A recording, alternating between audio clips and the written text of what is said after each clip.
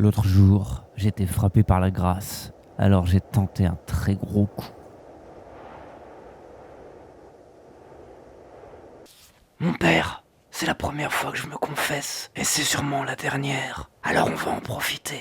Et là, je lui ai raconté plein de choses pour lui mettre une grosse pression. Mais avec le recul, j'y suis allé un peu fort sur tout ce que j'ai balancé. Une fausse enfance hyper violente dans les centres de redressement en Russie. Mon amour pour les kidnappings. Comment je me suis battu dans le sang contre 150 personnes un soir d'hiver. J'ai même fait semblant de pleurer pour lui montrer que j'étais un grand sentimental. Puis, je lui ai balancé des phrases ultra chocs. J'ai compté, j'ai plus de 89 addictions.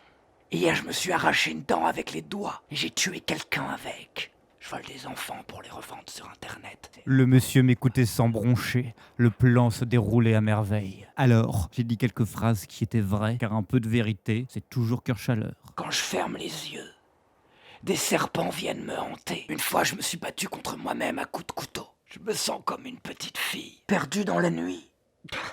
Là, j'ai repleuré sincèrement un bon coup pour montrer que j'avais un joli cœur et donc l'attendrir.